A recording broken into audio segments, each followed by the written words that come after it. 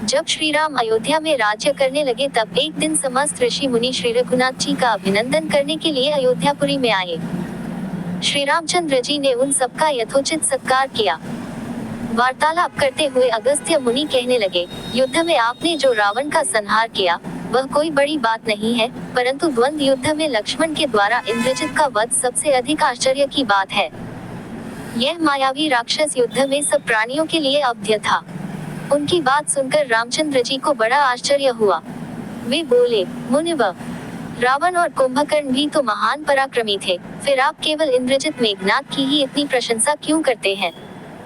महोदय, प्रहस्त, विरूपाक्ष भी कम वीर न थे। इस पर अगस्त्य मुनि बोले, इस प्रश्न का उत्तर देने से पहले मैं तुम्हें रावण के जन्म, वर प्राप्ति आदि का विवरण सुनाता हूँ। ब्रह्मा जी के पुलस्त्य नामक पुत्र हुए थे जो उन्हीं के समान तेजस्वी और गुणवान थे। एक बार वे महगेरी पर तपस्या करने गए। वह स्थान अत्यंत रमणीक था, इसलिए ऋषियों, नागों, राजर्षियों आदि की कन्याएं वहां क्रीड़ा करने आ जाती थीं। इससे उनकी तपस्या में विघ्न पड़ता था। उन्होंने उन्हें वहां आने से मना किया। जब वे नहीं मानी तो उन्होंने शाप दे दिया कि कल से जो लड़की यहाँ मुझे दिखाई देगी वह गर्भवती हो जाएगी। शेष सब कन्याओं ने तो वहां आना बंद कर दिया, परंतु राजर्षि तृणबिंदु की कन्या शाप की बात से अनजान होने के कारण उस आश्रम में आ गई और महर्षि की दृष्टि पड़ते ही गर्भवती हो गई। जब तृणबिंदु को ये बात मालूम हुई तो उन्होंने अपने कन्या को पत्नी के रूप में महर्षि को अर्पित कर दिया। इस प्रकार विश्रवा का जन्म हुआ जो अपने पिता के समान वेदविद और धर्मात्मा हुआ। महामुनि भरद्वाज ने अपनी कन्या का विवाह विश्रवा से कर दिया। उनके वैश्रवण नामक पुत्र हुआ। वह भी धर्मात्मा और विद्वान था। उसने भारी तपस्या करके ब्रह्मा जी को प्रसन्न किया और यम, इंद्र तथा वरुण के सदृश लोकपाल का पद पाया। फिर उसने त्रिकूट पर्वत पर बसी लंका को अपना निवास स्थान बनाया और राक्षसों पर राज्य करने लगा। श्री राम ने आश्चर्य से पूछा, तो क्या कुबेर और रावण से भी पहले लंका में मांसभक्षी राक्षस रहते थे? फिर उनका पूर्वज कौन था? ये सुनने के लिए मुझे कौतूहल हो रहा है। तब अगस्त्य जी बोले, पूर्व काल में ब्रह्मा जी ने अनेक जल जंतु बनाए और उनसे समुद्र के जल की रक्षा करने के लिए कहा। तब उन जंतुओं में से कुछ बोले कि हम इसका रक्षण रक्षा करेंगे और कुछ ने कहा कि हम इसका यक्षण पूजा करेंगे। इस पर ब्रह्मा जी ने कहा कि जो रक्षण करेगा वह राक्षस कहलाएगा और जो यक्षण करेगा वह यक्ष कहलाएगा। इस प्रकार वे दो जातियों में बंट गए। राक्षसों में हेती और प्रहेती दो भाई थे। प्रहेती तपस्या करने चला गया, परंतु हेती ने भया से विवाह किया जिससे उसके विद्युत्केश नामक पुत्र उत्पन्न हुआ। विद्युत्केश के सुकेश नामक पराक्रमी पुत्र हुआ। सुकेश के माल्यवान, सुमाली और माली नामक 3 पुत्र हुए। तीनों ने ब्रह्मा जी की तपस्या करके यह वरदान प्राप्त कर लिए कि हम लोगों का प्रेम अटूट हो और हमें कोई पराजित न कर सके। वर पाकर वे निर्भय हो गए और असुरों को सताने लगे। उन्होंने विश्वकर्मा से एक अत्यंत सुंदर नगर बनाने के लिए कहा। इस पर विश्वकर्मा ने उन्हें लंकापुरी का पता बताकर भेज दिया। वहां वे बड़े आनंद के साथ रहने लगे। माल्यवान के विचित्रमुष्टि, विरूपाक्ष, दुर्मुख, सुप्तज्ञ, यज्ञकोप, मत और उन्मत नामक 7 पुत्र हुए। सुमाली के प्रहस्त, अकंपन, विकट, कालिकामुख, धूम्राक्ष, दंड, सुपार्श, सहनादि, प्रधस एवं भारकर्ण नाम के 10 पुत्र हुए। माली के अनल, अनिल, हर और संपाति नामक 4 पुत्र हुए। ये सब बलवान और दुष्ट प्रकृति होने के कारण ऋषि मुनियों को कष्ट दिया करते थे। उनके कष्टों से दुखी होकर ऋषि मुनिगण जब भगवान विष्णु की शरण में गए तो उन्होंने आश्वासन दिया कि हे ऋषियों, मैं इन दुष्टों का अवश्य ही नाश करूंगा।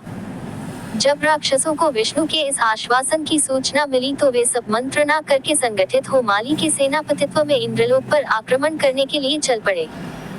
समाचार पाकर भगवान विष्णु ने अपने अस्त्र शस्त्र संभाले और राक्षसों का संहार करने लगे।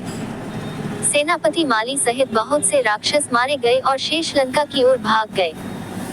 जब भागते हुए राक्षसों का भी नारायण संहार करने लगे तो माल्यवान क्रोध होकर युद्धभूमि में लौट पड़ा।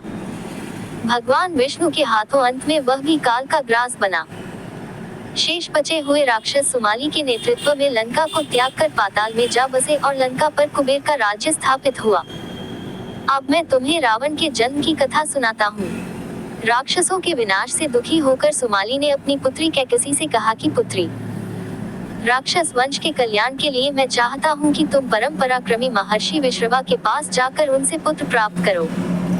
वही पुत्र हम राक्षसों की देवताओं से रक्षा कर सकता है। अगस्त्य मुनि ने कहना जारी रखा। पिता की आज्ञा पाकर कैकसी विश्रवा के पास गई। उस समय भयंकर आंधी चल रही थी। आकाश में मेघ गरज रहे थे। कैकसी का अभिप्राय जानकर विश्रवा ने कहा कि भद्रे, तुम इस कुबेला में आए हो। मैं तुम्हारी इच्छा तो पूरी कर दूंगा, परंतु इससे तुम्हारी संतान दुष्ट स्वभाव वाली और क्रूरकर्मा होगी। मुनि की बात सुनकर कैकसी उनके चरणों में गिर पड़ी और बोली कि भगवान, आप ब्रह्मवादी महात्मा हैं। आपसे मैं ऐसी दुराचारी संतान पाने की आशा नहीं करती, अतः आप मुझ पर कृपा करें। कैकसी के वचन सुनकर मुनि विश्रवा ने कहा कि अच्छा, तो तुम्हारा सबसे छोटा पुत्र सदाचारी और धर्मात्मा होगा। इस प्रकार कैकसी के 10 मुख वाले पुत्र का जन्म हुआ, जिसका नाम दशग्रीव रखा गया। उसके पश्चात कुंभकर्ण, शूर्पणखा और विभीषण के जन्म हुए। दशग्रीव और कुंभकर्ण अत्यंत दुष्ट थे, किंतु विभीषण धर्मात्मा प्रकृति का था।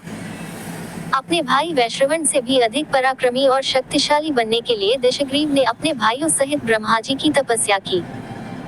ब्रह्मा के प्रसन्न होने पर दशग्रीव ने मांगा कि मैं गरुड़, नाग, यक्ष, दैत्य, दानव, राक्षस तथा देवताओं के लिए अवध्य हो जाऊं। ब्रह्मा जी ने तथास्तु कहकर उसकी इच्छा पूरी कर दी। विभीषण ने धर्म में अविचल मति का और कुंभकर्ण ने वर्षों तक सोते रहने का वरदान पाया। फिर दशग्रीव ने लंका के राजा कुबेर को विवश किया कि वह लंका छोड़कर अपना राज्य उसे सौंप दे। अपने पिता विश्रवा के समझाने पर कुबेर ने लंका का परित्याग कर दिया और रावण अपनी सेना, भाइयों तथा सेवकों के साथ लंका में रहने लगा। लंका में जम जाने के बाद अपने बहन शूर्पणखा का विवाह कालका के पुत्र दानवराज विद्युविह्वा के साथ कर दिया। उसने स्वयं दिति के पुत्र मय की कन्या मंदोदरी से विवाह किया, जो हेमा नामक अप्सरा के गर्भ से उत्पन्न हुई थी। विरोचन कुमार बलि की पुत्री विज्रज्वला से कुंभकर्ण का और गंधर्वराज महात्मा शैलूष की कन्या सरमा से विभीषण का विवाह हुआ। कुछ समय पश्चात मंदोदरी ने मेघनाद को जन्म दिया, जो इंद्र को परास्त कर संसार में इंद्रजित के नाम से प्रसिद्ध हुआ। सत्ता के मद में रावण उच्छृंखल हो देवताओं, ऋषियों, यक्षों और गंधर्वों को नाना प्रकार से कष्ट देने लगा। एक बार उसने कुबेर पर चढ़ाई करके उसे युद्ध में पराजित कर दिया और अपनी विजय की स्मृति के रूप में कुबेर के पुष्पक विमान पर अधिकार कर लिया। उस विमान का वेग मन के समान तीव्र था। वह अपने ऊपर बैठे हुए लोगों की इच्छानुसार छोटा या बड़ा रूप धारण कर सकता था। विमान में मणि और सोने की सीढ़ियां बनी हुई थी और तपाए हुए सोने के आसन बने हुए थे। उस विमान पर बैठकर जब वह शरवण नाम से प्रसिद्ध सरकंडों के विशाल वन से होकर जा रहा था, तो भगवान शंकर के पार्षद नंदीश्वर ने उसे रोकते हुए कहा कि दशग्रीव, इस वन में स्थित पर्वत पर भगवान शंकर क्रीड़ा करते हैं, इसलिए यहाँ सभी सुर, असुर, यक्ष आदि का आना निषिद्ध कर दिया गया है। नंदीश्वर के वचनों से क्रुद्ध होकर रावण विमान से उतरकर भगवान शंकर की ओर चला। उसे रोकने के लिए उससे थोड़ी दूर पर हाथ में शूल लिए नंदी दूसरे शिव की भांति खड़े हो गए। उनका मुख वानर जैसा था। उसे देखकर रावण ठहाका मारकर हंस पड़ा। इससे कुपित हो नंदी बोले कि दशानन, तुमने मेरे वानर रूप की अवहेलना की है, इसलिए तुम्हारे कुल का नाश करने के लिए मेरे ही समान पराक्रमी रूप और तेज से संपन्न वानर उत्पन्न होंगे। रावण ने इस ओर तनिक भी ध्यान नहीं दिया और बोला कि जिस पर्वत ने मेरे विमान की यात्रा में बाधा डाली है, आज मैं उसी को उखाड़ फेंकूंगा। ये कहकर उसने पर्वत के निचले भाग में हाथ डालकर उसे उठाने का प्रयत्न किया। जब पर्वत हिलने लगा तो भगवान शंकर ने उस पर्वत को अपने पैर के अंगूठे से दबा दिया। इससे रावण का हाथ बुरी तरह से दब गया और वह पीड़ा से चिल्लाने लगा। जब वह किसी प्रकार से हाथ न निकाल सका तो रोते रोते भगवान शंकर की स्तुति और क्षमा प्रार्थना करने लगा। इस पर भगवान शंकर ने उसे क्षमा कर दिया और उसके प्रार्थना करने पर उसे एक चंद्रहास नामक खड्ग भी दिया।